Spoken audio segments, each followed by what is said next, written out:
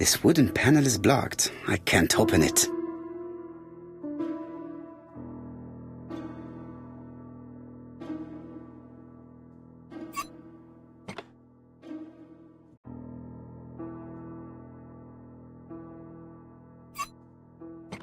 Good. It should be possible to open the wooden... This metal disc is stuck.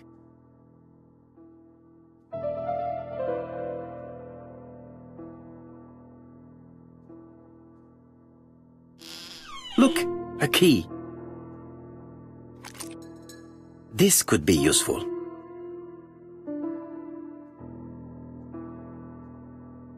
This code probably has something to do with the mechanism above the clock.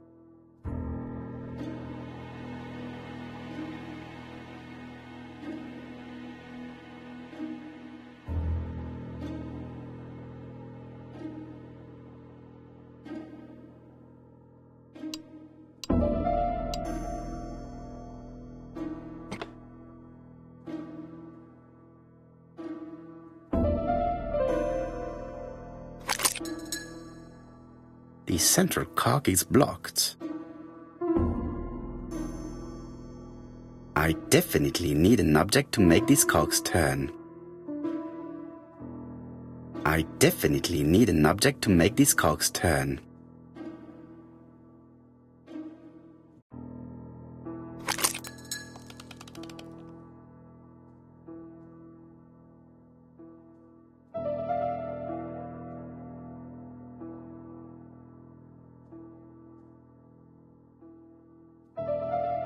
I definitely need an object to make these cocks turn.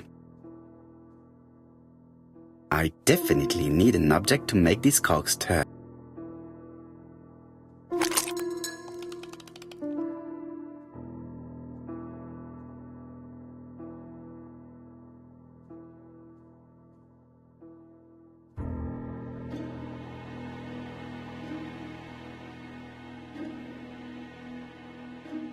No. The key does not fit this cog.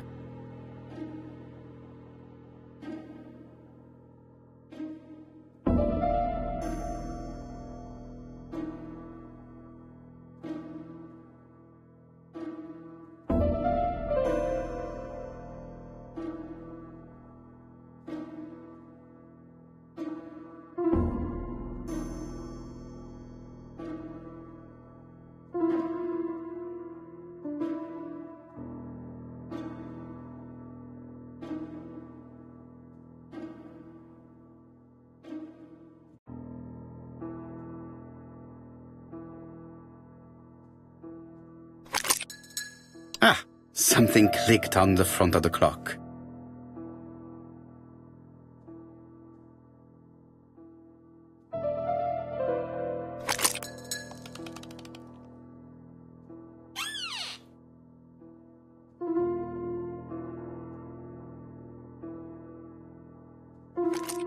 This could be useful.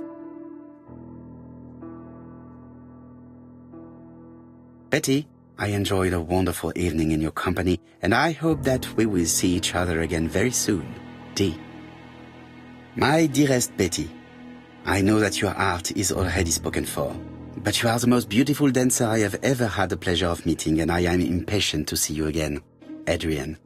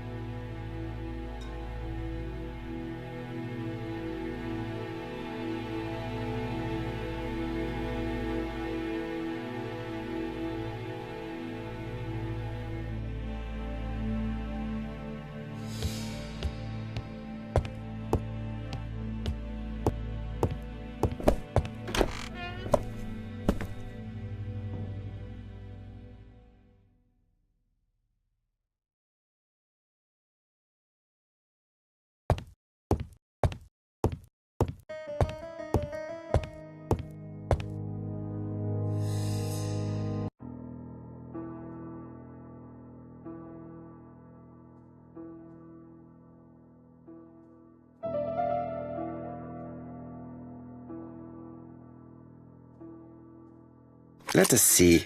What is this cupboard hiding?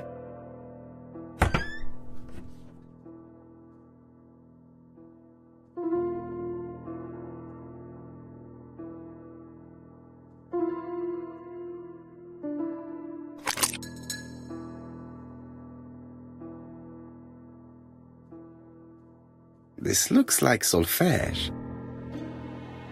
This looks like solfège. This looks like solfège. This looks like solfège.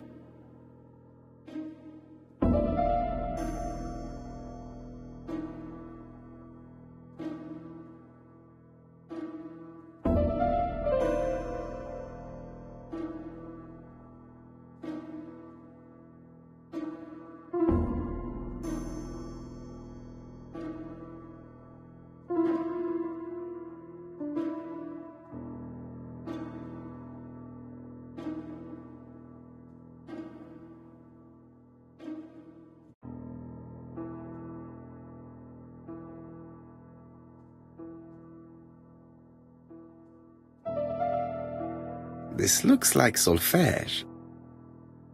This looks like solfège.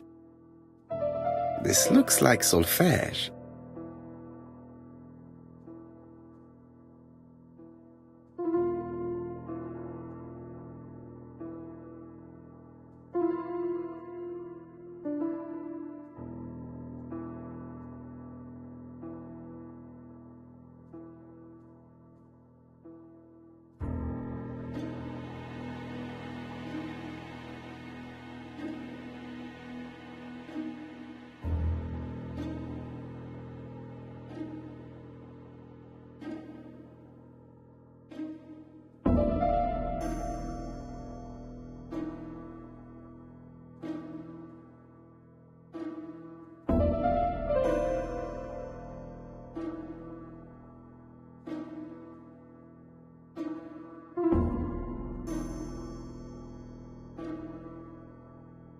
This looks like solfège.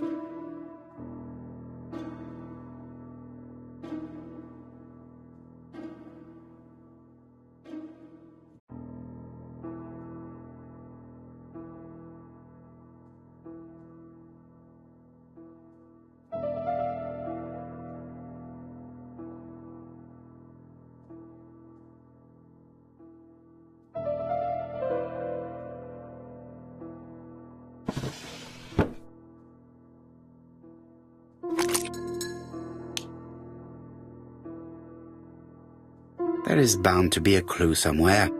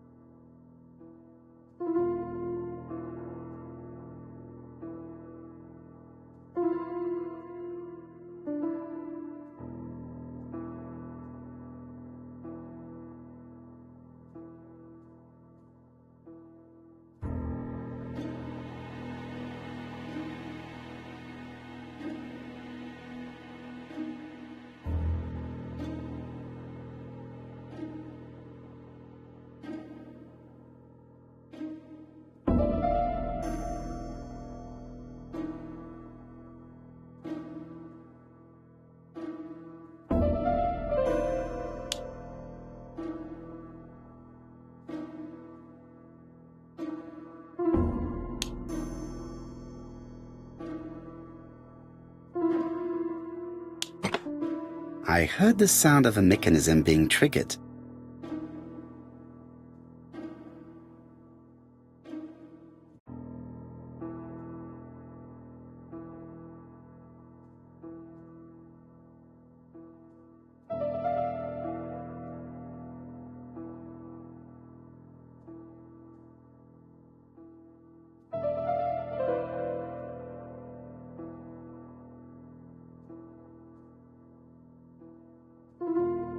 It looks like something goes in here.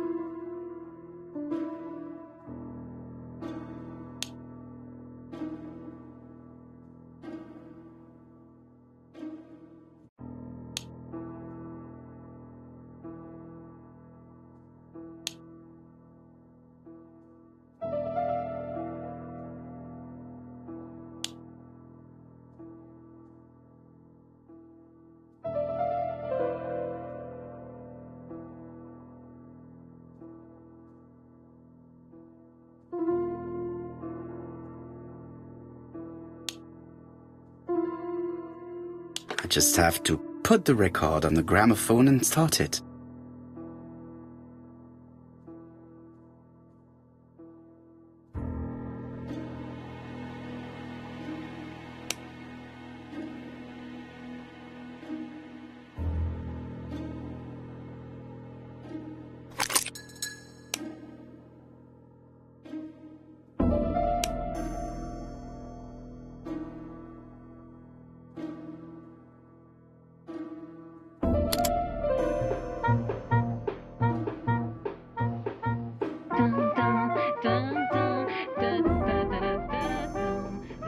Oh, Donald! We're in the middle of recording. Sorry, Betty, but it's not wise. The doctor said you should rest your voice. You're such a killjoy sometimes.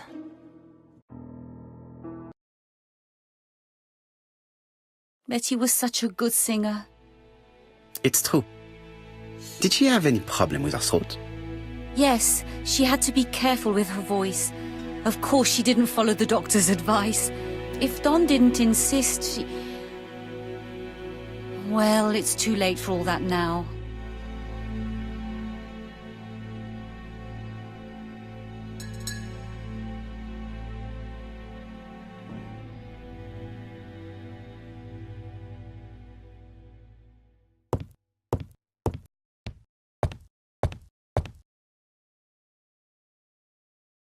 It looks like this woman is single, but she has feelings for someone.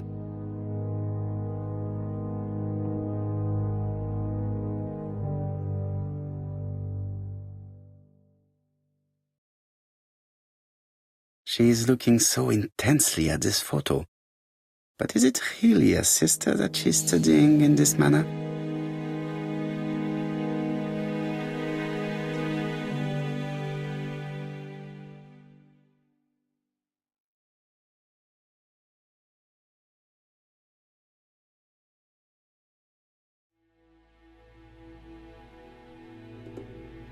They made the perfect couple, am I correct? Yes, in a way. She was pretty and he... Well? He's a bright man, with a promising career ahead of him. He would have made Betty a good husband. He was always attentive and generous. Oh, a true gentleman. I hear a note of envy in your voice. You must have heard wrong.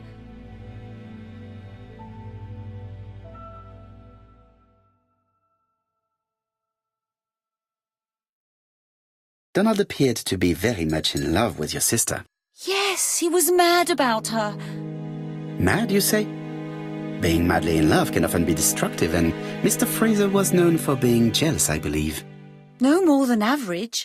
Men are always slightly possessive, especially when they are with a pretty woman.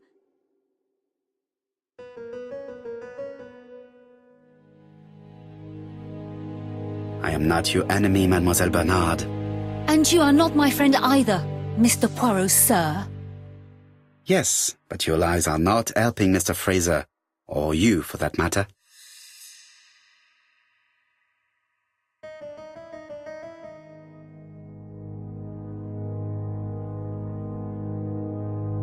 I know that Fraser was jealous, but I wonder why you feel the need to protect him. Protect him?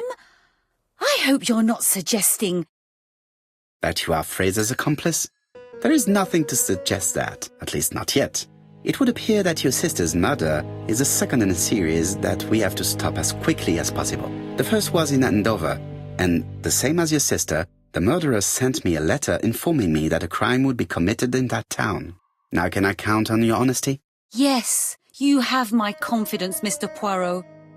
Don is a quiet and sensitive young man, slightly reserved too, and as is often the case with reserved people, when he flew into a temper, he completely lost control.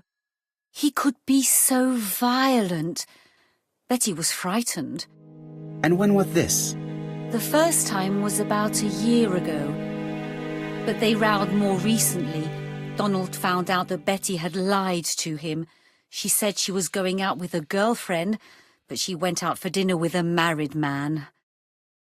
It was an awful scene. She told him that until they were married, she was free to go with whoever she pleased. Donald turned quite pale and started shaking and kept saying one day... Well? He'd commit murder.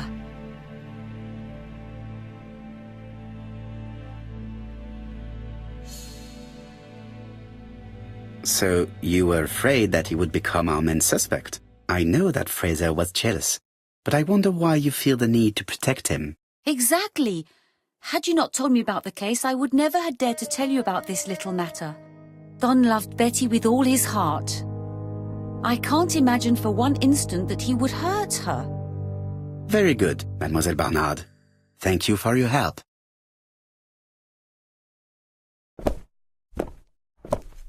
Fraser is at the Ginger Cat. The police haven't spoken to him, but they want to. Très bien, Hastings. Let's see him now. Au revoir, mademoiselle. My deepest condolences to your parents. Of course, Mr. Poirot. And don't be too hard on Don. He's more fragile than he looks. If you say so. Let us now try and get our brain cells to work.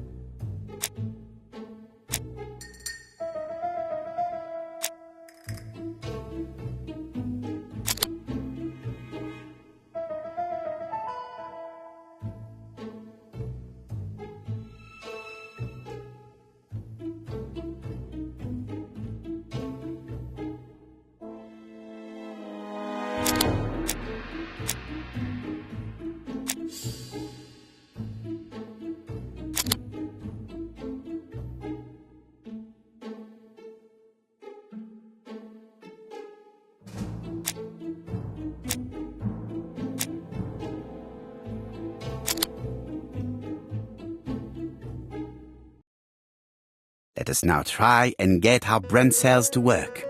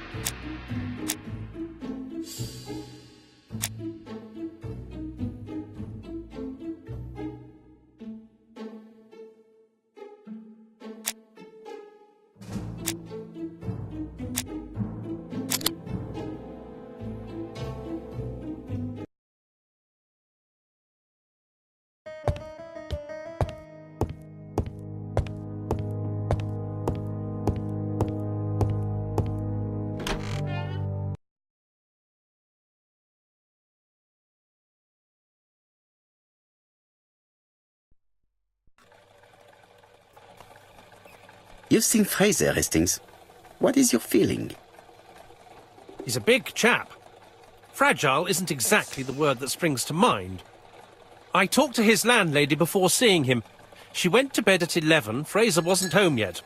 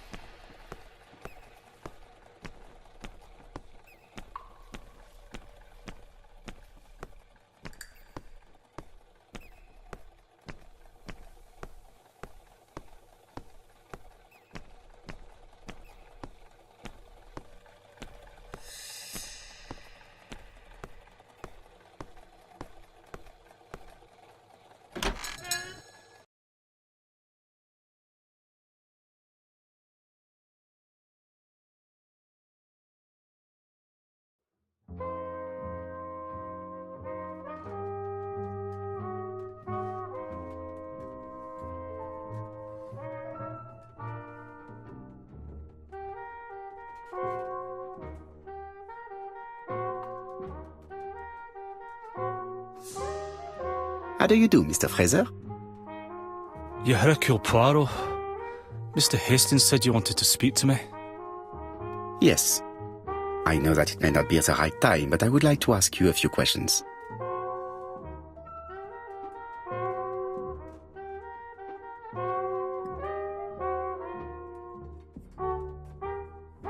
This man looks suspicious.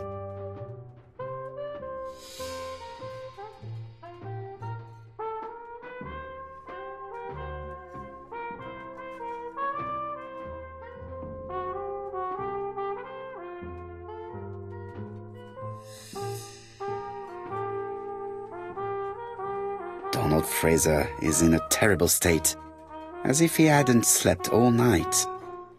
And he's drinking White Horse. Leave me alone.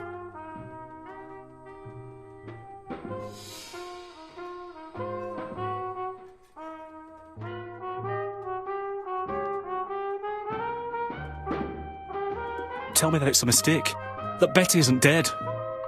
Sadly, your lady friend has been murdered, Mr. Fraser. Oh, Betty, if only you'd listened.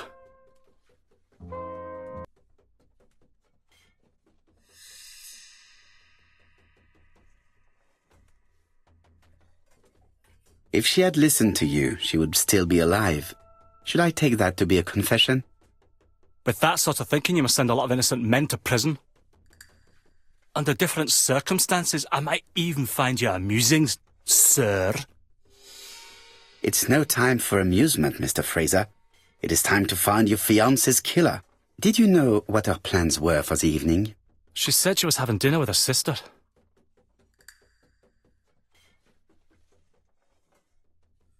Yet, Megan only returned to Bexhill this morning, Mr. Fraser.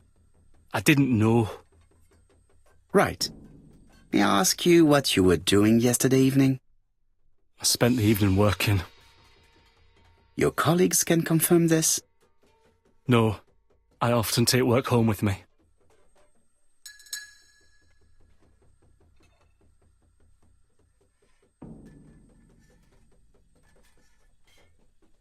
Therefore, you have no alibi, Mr. Fraser. That's right. But that doesn't make me a murderer, Mr. Poirot. I would like you to leave now, please.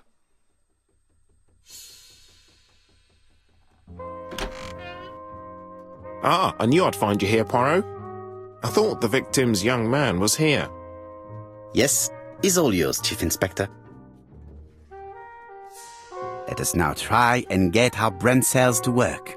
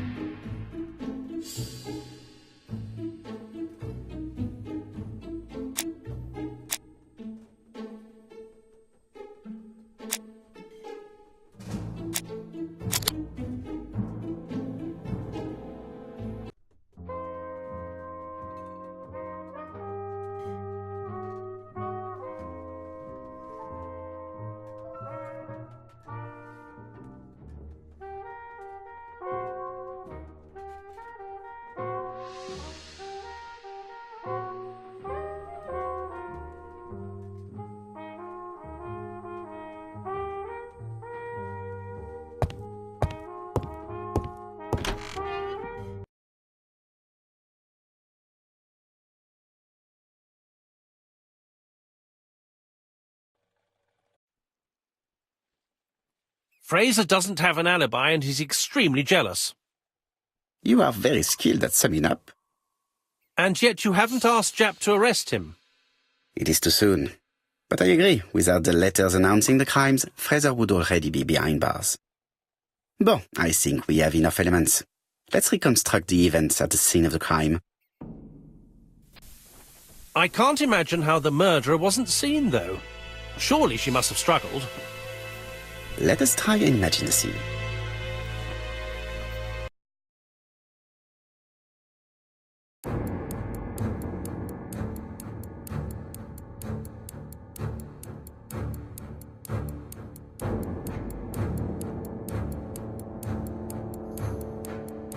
The killer and the victim are walking on the beach. Miss Betty has a bag, a belt around her waist, and carries her shoes in her hand. Both of them walk slowly to hut number 5.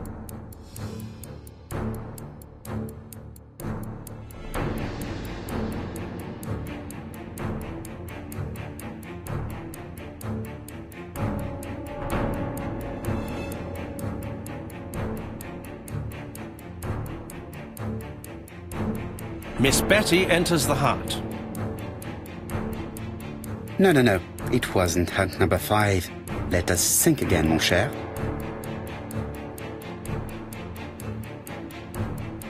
The killer and the victim are walking on the beach. Miss Betty has a bag, a belt around her waist, and carries her shoes in her hand. Both of them walk slowly to hut number 5.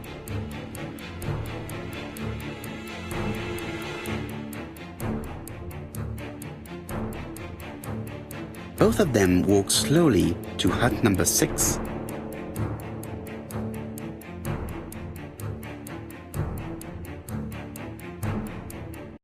Miss Betty enters the hut.